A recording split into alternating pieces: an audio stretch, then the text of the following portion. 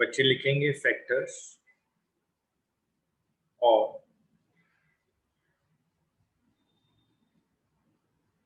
Basis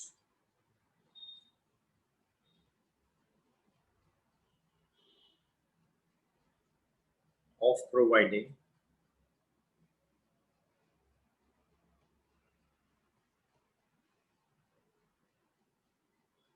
depreciation.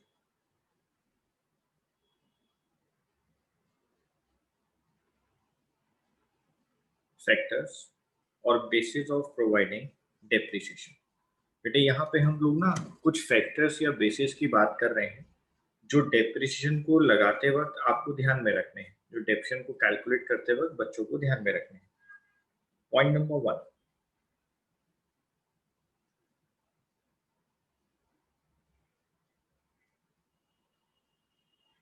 Cost of the asset.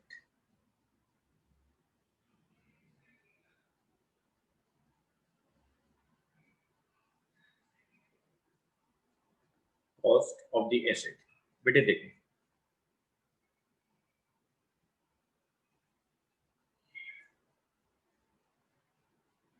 आप जिस दिन एसेट परचेज करते हो,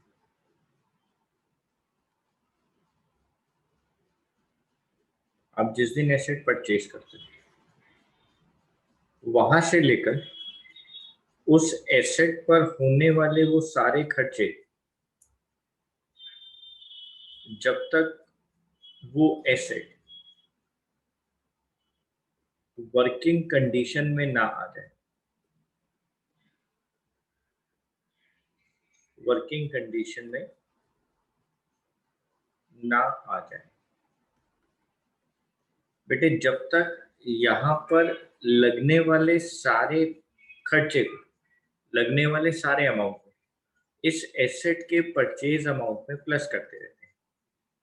कैसे समझो, मैं एग्जांपल दे दूं। एग्जांपल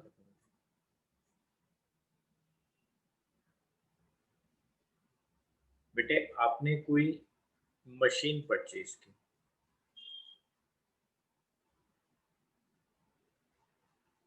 ठीक है। अब आपने उस मशीन को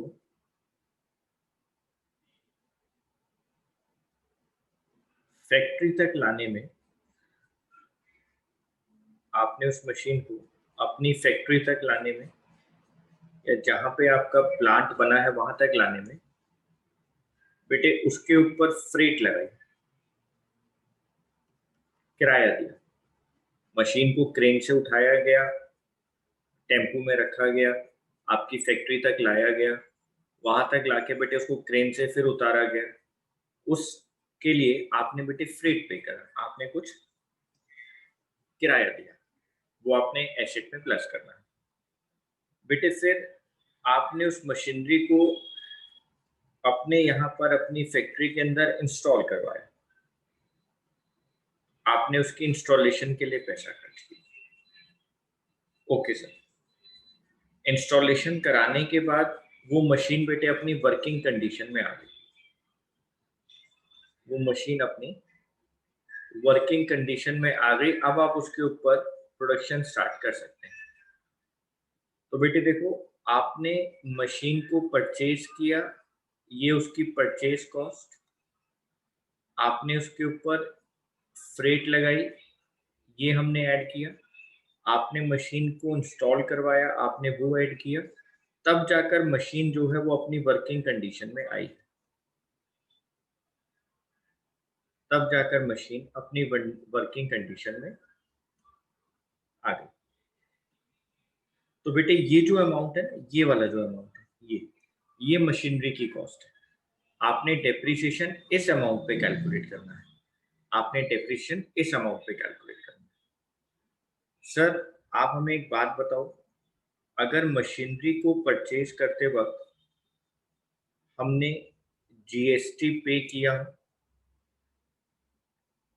अगर जीएसटी पेड हुआ हो तो बेटे नए नियम के अनुसार, नए लॉ के अकॉर्डिंग जो जीएसटी आप पे करते हैं उसको आप आगे जाकर बेटे सेट ऑफ तो कर ही लेते हैं, आप आउटपुट और इनपुट को सेट ऑफ कर लेते हैं जो हम पढ़ चुके हैं। तो बेटे जो जीएसटी आपने पे किया वो मशीनरी की कॉस्ट नहीं बनेगी, उसको मशीनरी में ऐड नहीं करना है, क्योंकि बेटे ये जीएसटी जो है ये आगे जाकर सेट ऑफ तो हो ही जाएगा ना।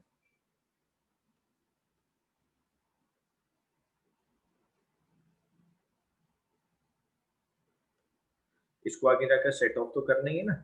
तो बेटे इसलिए जो जीएसटी आपने पे किया है उसको हमें यहाँ पर ऐड नहीं करना है, परचेज कॉस्ट के अंदर उसको ऐड नहीं करना है। Okay sir.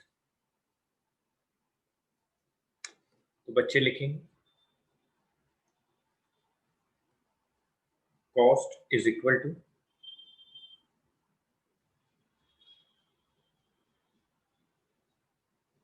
Purchase price plus freight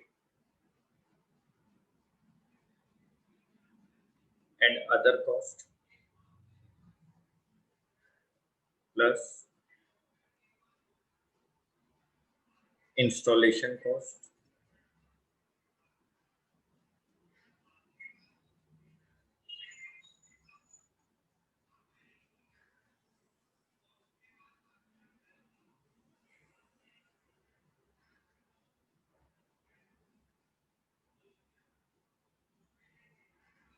purchase price plus freight and other cost plus installation cost. Okay sir. सितारा बना दें सर, लिखेंगे आप लोग GST paid on purchase of asset is not a cost of asset because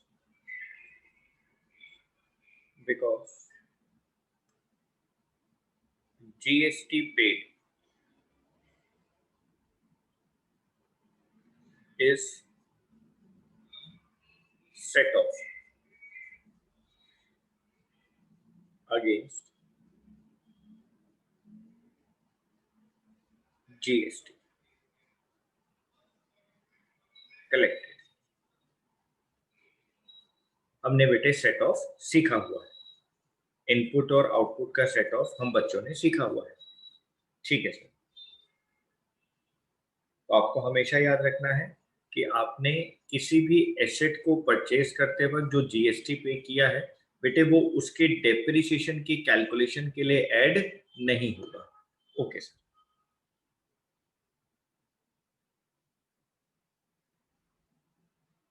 ठीक है sir. एक और बात बच्चे याद रखेंगे, बहुत इंपॉर्टेंट बात है बेटे। अगर आपने कोई भी एक्सपेंस पे किया, एक्सपेंसेस ऑफ कैपिटल नेचर, आपने कोई भी एक्सपेंस पे किया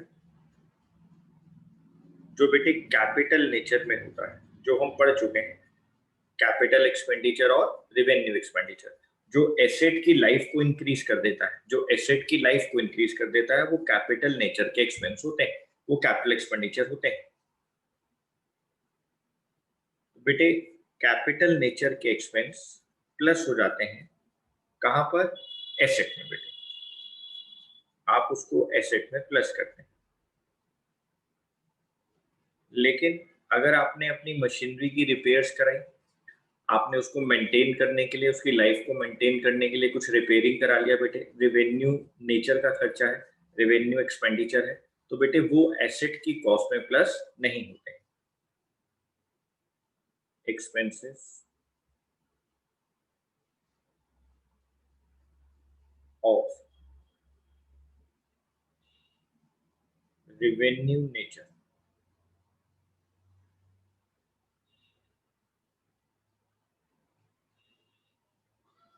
expenses of revenue nature are excluded from asset cost। बेटे इसको कभी भी एसेट की कॉस्ट में इंक्लूड नहीं किया जाता, ये हमेशा एक्सक्लूड रहते हैं। ओके सर, आप यहाँ पे एग्जांपल भी लिख सकते हैं। आपने बेटे अपनी एसेट में कुछ रिपेयर्स करवा ली या कोई रिन्यूएबल चार्जेस आपने दे दिया, रिपेयर्स करवा ली, कोई रिन्यूएबल चार्जेस हो गया बच्चों, तो ये एसेट में प्लस नहीं है। ओके सर, बेटे हमारे सबके घर में, आप बच्चों के घर में एसी लगा है, अगर आप एसी की सर्विस करवाते हैं,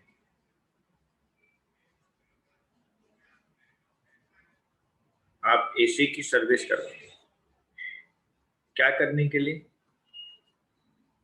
उसकी लाइफ को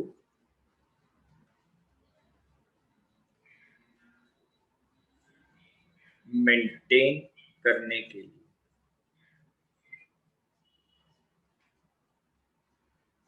आप बेटे एसी की सर्विस करवाते हैं उसकी लाइफ को मेंटेन करने के लिए। आपने बेटे सर्विस के लिए 600 रुपीज पे कर दी, 700 रुपीज पे कर दी, और आपने उसकी लाइफ को मेंटेन करने के लिए सर्विस करवा दी।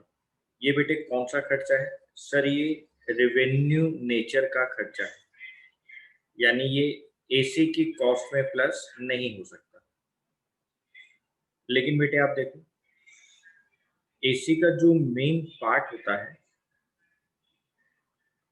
वो होता है उसमें काम करने वाला, उसमें लगा हुआ कंप्रेसर। ये एसी का मेन पार्ट है बेटे, कंप्रेसर जो एसी को चलाता है।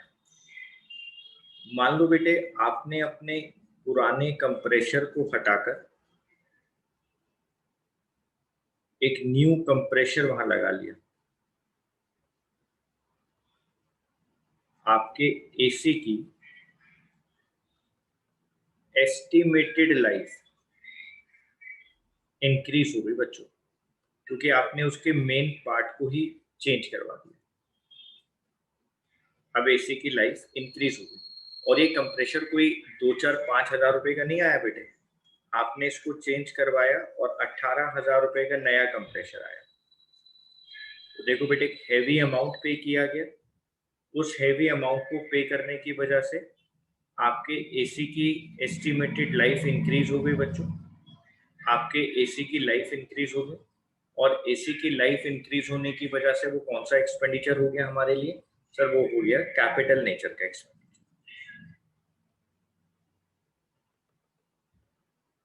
ये हो गया बच्चों कैपिटल नेचर का एक्सपेंडिचर, और ये एसेट में प्लस होता है, ये एसेट में प्लस होता है।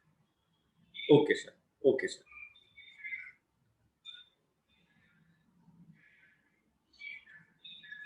आप सब लोगों ने लिख लिया होगा, आगे चलते हैं next point.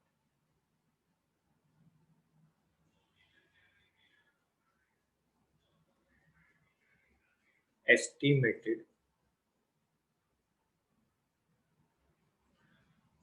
Residual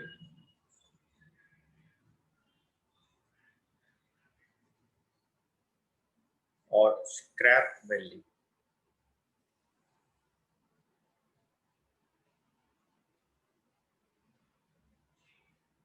estimated residual और स्क्रैप वैल्यू। बेटे पहली बात तो ये एस्टिमेटेड का मतलब क्या होता है? इसका मतलब होता है अनुमान लगाना।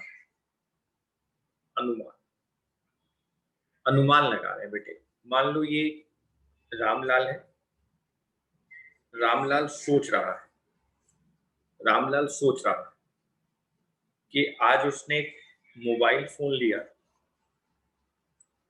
आज उसने मोबाइल फोन लिया है, और बेटे ये जो मोबाइल फोन है वो सोच रहा है, वो दिमाग में सोच रहा है बेटे वो सोचते जा रहा है, क्या सोचते जा रहा है कि ये मोबाइल फोन वो आगे कितने साल तक चलाएगा, वो एस्टिमेट लगा रहा है। वो सोच रहा है मैं 1 साल, 2 साल, 3 साल, 4 साल, 5 साल तक इस मोबाइल फोन को चलाऊंगा, और 5वें साल में आकर, बेटे 5th ईयर में आकर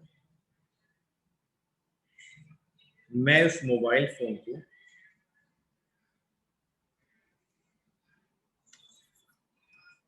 सेल कर दूंगा।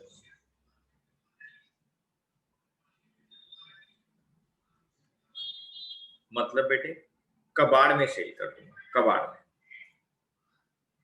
उसको कहते हैं ना भंगार, कबाड़ में सेल कर देंगे। तो इसको इंग्लिश में क्या कहते हैं हम लोग, स्क्रैप। ये हमारे लिए स्क्रैप हो गया, हमने इसको कबाड़ को बेच दिया, ठीक है, कबाड़ हो गया मेरे लिए। अब मैंने उसको एज अ भंगार सेल कर दिया बेटा, एज अ स्क्रैप सेल कर दिया। मान लो आपने मोबाइल लिया था 20,000 में, आपने उसको 5 साल यूज करा, और आपको ऐसा लगा कि जब आप इसको स्क्रैप कर रहे हो तो आपको 3,000 रुपये मिल गए। आपने 3,000 रुपये के अंदर अपने फोन को पूरा यूज करने के बाद एज अ स्क्रैप बेच दिया। आपके दिमाग में एक एस्टिमेटेड बात आ रही है, एक आप अनुमान लगा रहे हैं कि 5 साल के बाद कम से कम ये 3,000 का तो बिक ही जाएगा। आप ये एस्टिमेट लगा रहे हैं बेटे, अभी अनुमान लगा रहे हैं, होगा क्या वो नहीं पता, लेकिन अभी आपने अनुमान लगा लिया कि वो 5 साल के बाद 3,000 का तो कबाड़ को बिक ही जाएगा। Okay sir.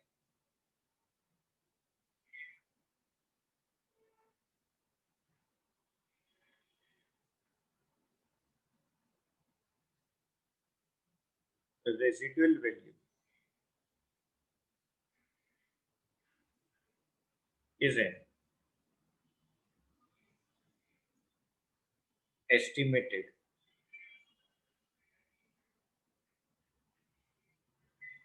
realizable value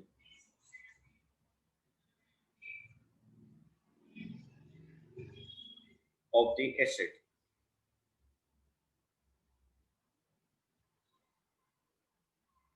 at the end of its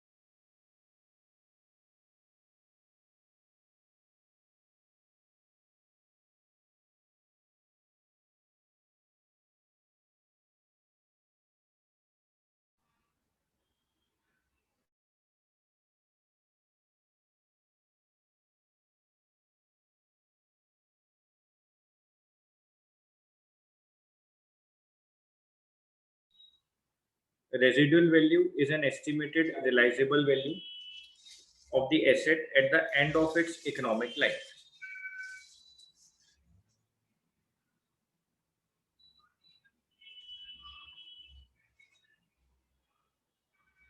ठीक है सर। नेक्स्ट पॉइंट बेटे,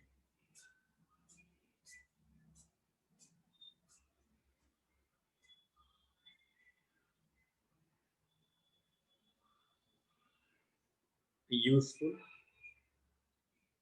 of economic life of the asset.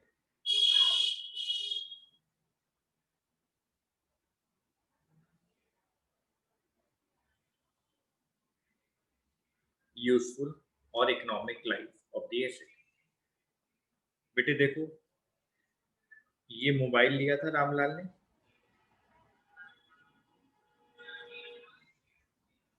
Ramlal ये सोच रहा है कि मोबाइल फोन वो जो लेकर आया है ये कब तक चलता रहेगा। वो सोच रहा है बेटे, अनुमान लगा रहा है कि उसके अकॉर्डिंग, रामलाल के अकॉर्डिंग इस मोबाइल फोन को वो कब तक यूज कर पाएगा या ये फोन कब तक चल पाएगा। मतलब वो एसेट की एक अनुमानित लाइफ अपने माइंड में सोच रहा है, वो इसको एस्टिमेट कर रहा है, वो बेटे इसको एस्टिमेट कर रहा है कि फोन कब तक चल पाएगा। उसको कहते हैं हम लोग एसेट की इकोनॉमिक लाइफ या उसकी useful life.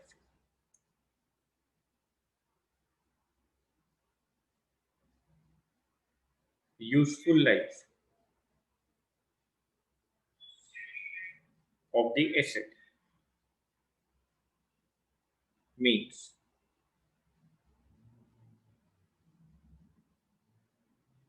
the period for which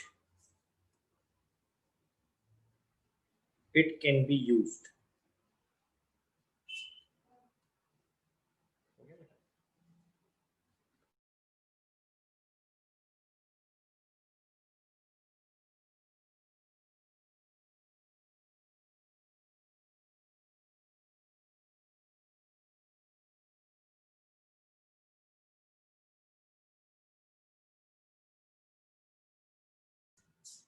Useful life of the asset means the period for which it can be used. It can be used.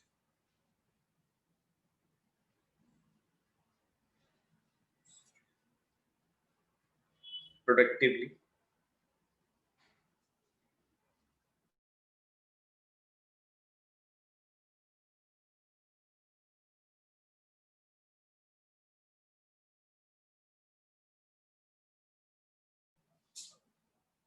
which it can be used productively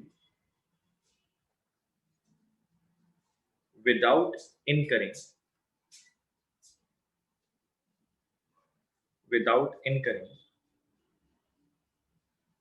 extra ordinary, मतलब आपको और कुछ खर्चा नहीं करना पड़े। वो कब तक चल जाएगा?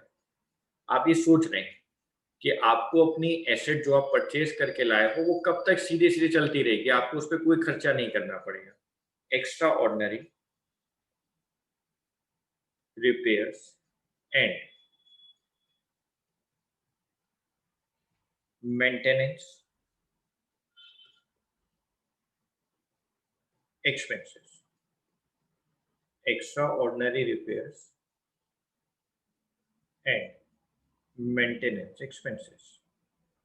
ओके सर, जैसे मान लेते हैं हम कोई कार परचेज करके लाए, हमें ऐसा लगता है कि आगे आने वाले 4 साल तक 5 साल तक उस कार के ऊपर कोई खर्चा नहीं करना पड़ेगा, वो बस सर्विस करवानी है जो कंपनी देगी या हम लोग करवाएंगे और वो कार आराम से चलते रहेगी।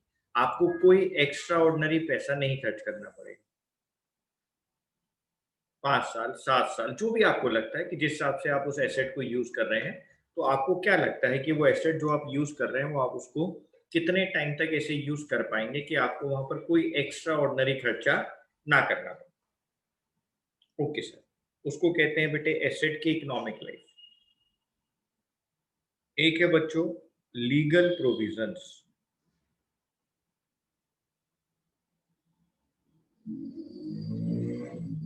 लीगल प्रोविजंस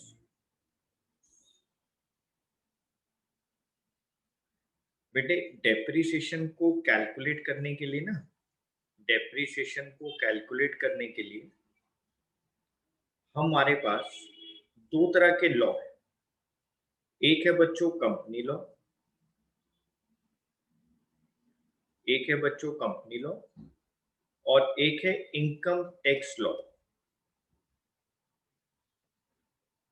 एक है बच्चों कंपनी लॉ और एक है इनकम टैक्स लॉ। ये हमें डेप्रिसिएशन को कैलकुलेट करने के लिए रेट प्रोवाइड करते हैं बेटे, रेट ऑफ चार्जिंग डेप्रिसिएशन। ये हमारे को प्रेस्क्राइब करते हैं, prescribes the method and rate of charging depreciation।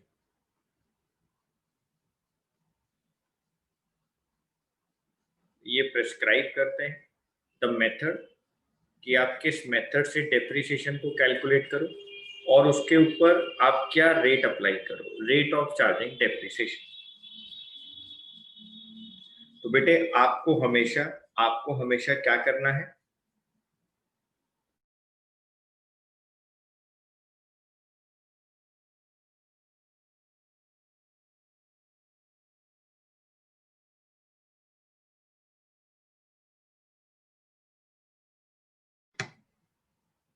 while determining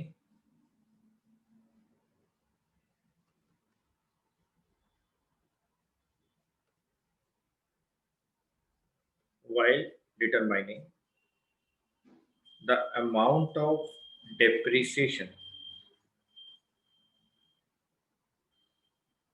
legal provisions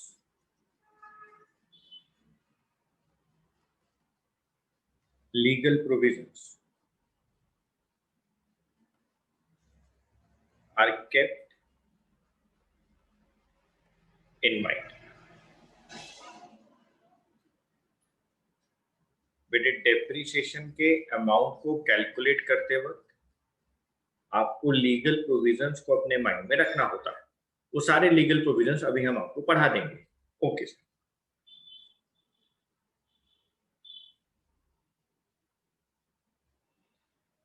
और बेटे यहाँ पे कुछ इंपॉर्टेंट बातें मैं आपको समझा देता हूँ।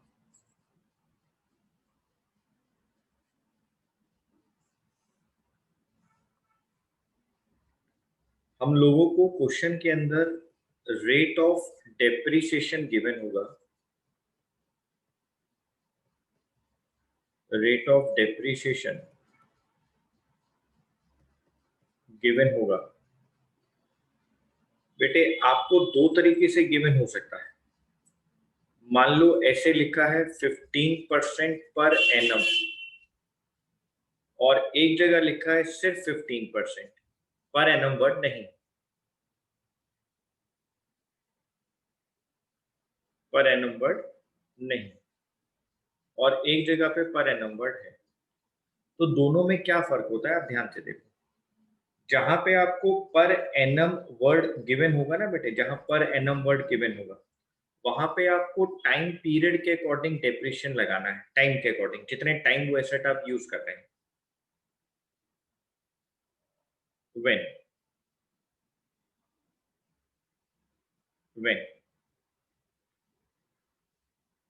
rate of depreciation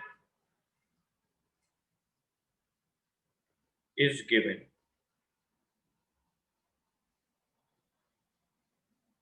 with the word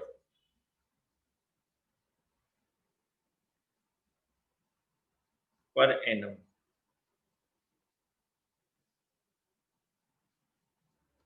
depreciation can be charged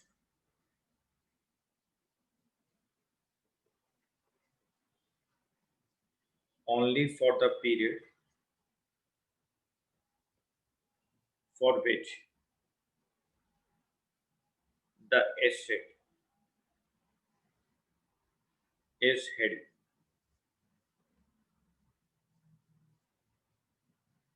देखो मैं आपको समझाता हूँ।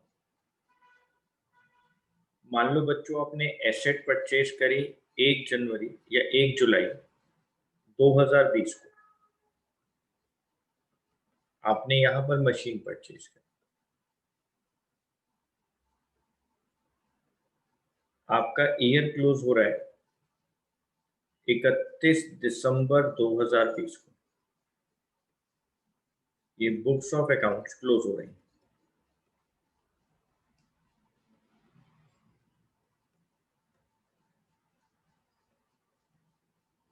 बुक्स ऑफ अकाउंट्स क्लोज हो रही हैं। तो बेटे आपको यहां पर लिखा हुआ है डेप्रिसिएशन 15% पर एनम, ऐसे लिखा हुआ है, यानी रेट के बाद पर एनम वर्ड गिवन है। तो आपने जिस दिन से एसेट परचेज करी वहां से लेकर और जब तक आपकी बुक्स ऑफ अकाउंट्स क्लोज हो रही हैं वहां तक, ये आपने जिस दिन से एसेट परचेज करी वहां से लेकर जब तक आपकी बुक्स ऑफ अकाउंट्स क्लोज हो रही हैं वहां तक, यानी सर 6 मंथ्स। जुलाई, अगस्त, सितंबर, अक्टूबर, नवंबर, दिसंबर, आपने यहाँ पर 6 मंथ्स का डेप्रिसिएशन कैलकुलेट करना है। लेकिन बच्चों, मान लो अगर 15% ही गिवन है, 15% ही गिवन है, per annum word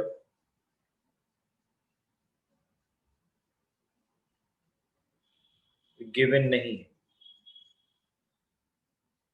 per annum word given नहीं है, तो बेटे यहां पर इसी एग्जांपल के अंदर आपने 6 महीने का डेप्शन नहीं निकालना, फिर आपने टाइम को इग्नोर करना है। इस केस के अंदर आप टाइम पीरियड को इग्नोर कर देंगे। अब आप पूरे साल का डेप्शन निकालोगे, टाइम पीरियड को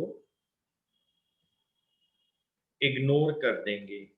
यानी मान लो आपके पास 1 लाख रुपए की मशीनरी है, तो 1 लाख का 15%,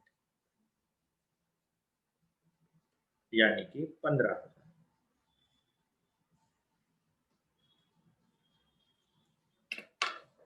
यानी कि 15,000। यानी सर अब हम टाइम पीरियड को इग्नोर कर देंगे। और सर पहले वाले केस में क्या करना था बेटे, देख लो 1 लाख की मशीनरी है, 15% रेट है, 6 महीने का डेप्शन निकालेंगे 6 मंथ्स का, यानी सर 7,500 रुपीज। यहां पर टाइम को देखना है और यहाँ पे टाइम पीरियड को इग्नोर करना है जब पर एनम वर्ड गिवन नहीं। तो आप यहां लिख भी लें,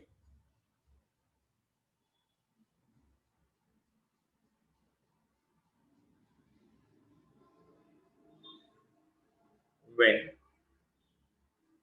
rate of depreciation is given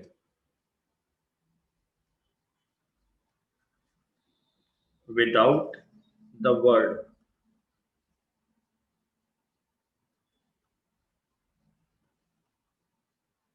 per annum, depreciation can be charged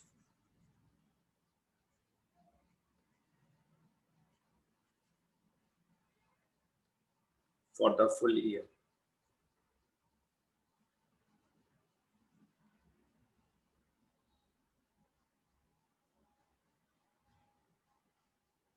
हम डेप्रिसिएशन को चार्ज करेंगे फुल ईयर।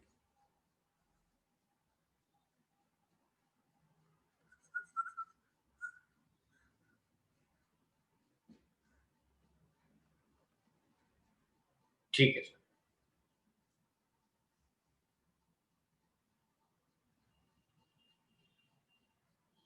यहां तक बच्चों ने लिख लिया होगा, आगे की बात करते हैं।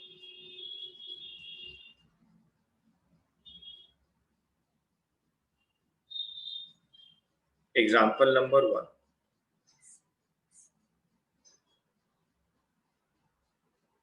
X limited purchased a machine on 1st October 2018 for rupees 5 lakh plus CGST and SGST at the rate 6% each. He paid rupees 20,000 for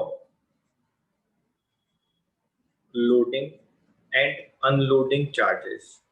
मतलब मशीनरी को एक बार उठाया, ट्रक में रखा, फिर फैक्ट्री पहुंच गई, वहां पे अनलोड कर दिया। And carriage expenses to bring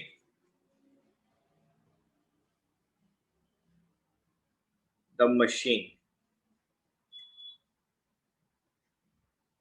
to factory.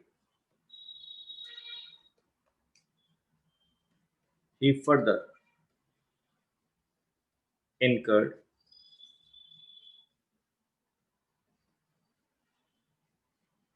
rupees 25,000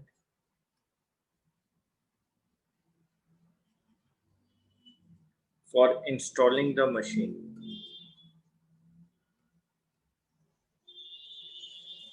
अब आप मेरी बात को ध्यान से सुनो। मैं इस क्वेश्चन को दो पार्ट में लेके जा रहा हूं। मैं पहले एक वो अमाउंट कैलकुलेट करता हूं जो आपको पे करना है वेंडर को, जिससे आपने मशीनरी परचेज करी, जो आपको पे करना है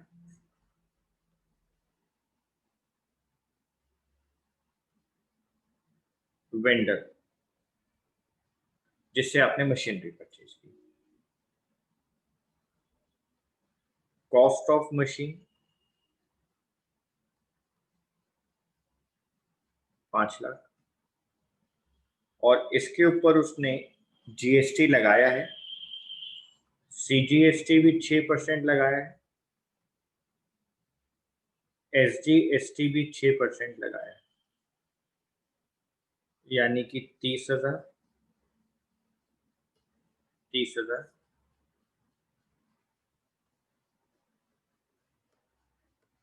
5,60,000। और बेटे यहां पे मैं वो अमाउंट कैलकुलेट करता हूं जो डेप्रिसिएशन के लिए यूज होगा।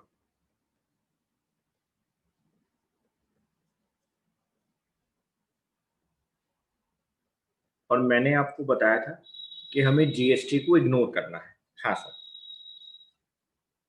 तो बेटे कॉस्ट ऑफ मशीन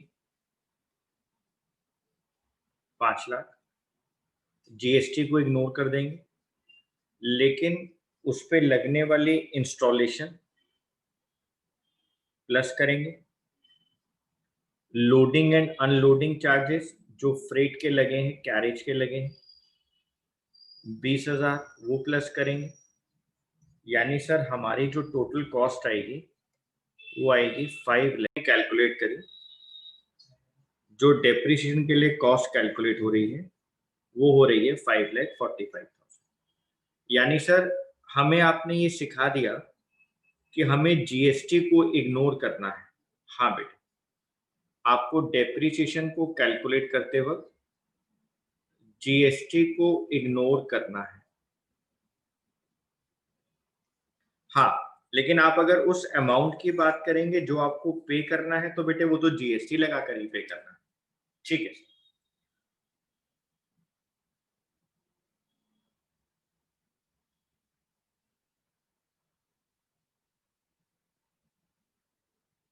सर, ये तो वो चार्जेस हैं जो हमारी फैक्ट्री के अंदर लगेंगे। हाँ बेटे, तो जब आप मशीनरी परचेज करेंगे तो एंट्री क्या करेंगे, हमारे पास क्या आया, मशीनरी आई, मशीनरी अकाउंट डेबिट। परचेज करते वक्त दिया गया जीएसटी इनपुट कहलाता है, input CGST account debit,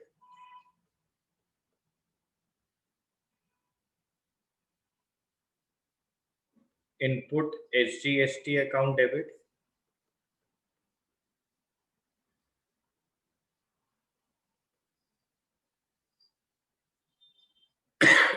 to cash या बैंक, जैसा भी क्वेश्चन में गिवन है। 5 लाख रुपए की मशीनरी थी, 30,000 का ये इनपुट था, 30,000 का ये था, 5,60,000। सर फिर जो आपने ये वाले खर्चे करें, इंस्टॉलेशन और कैरेज वाले, बेटे ये अलग से पे करो। और आपको हमने बता रखा है कि इसको मशीनरी में ऐड कर दिया, तो आपको क्या लिखना पड़ेगा, machinery account debit 45,000 to cash account 45। अभी तक मैं आपको बार-बार कह रहा हूँ कि इंस्टॉलेशन और कैरेज के सारे खर्चे जो मशीनरी को वर्किंग कंडीशन तक लाने में लगाए जाते हैं, उसको प्लस किया जाता है। बेटे इसको अकाउंटिंग लैंग्वेज में कहते हैं, मैं यहाँ बादल बनाता हूँ। इसको अकाउंटिंग लैंग्वेज में कहते हैं कि हमने इस पैसे को मशीनरी में कैपिटलाइज्ड कर दिया। तो इस पैसे को मशीनरी में ऐड करना, यानी हमने इस पैसे को मशीनरी में कैपिटलाइज्ड कर दिया। इस पैसे को मशीनरी में कैपिटलाइज्ड कर दिया। Okay sir.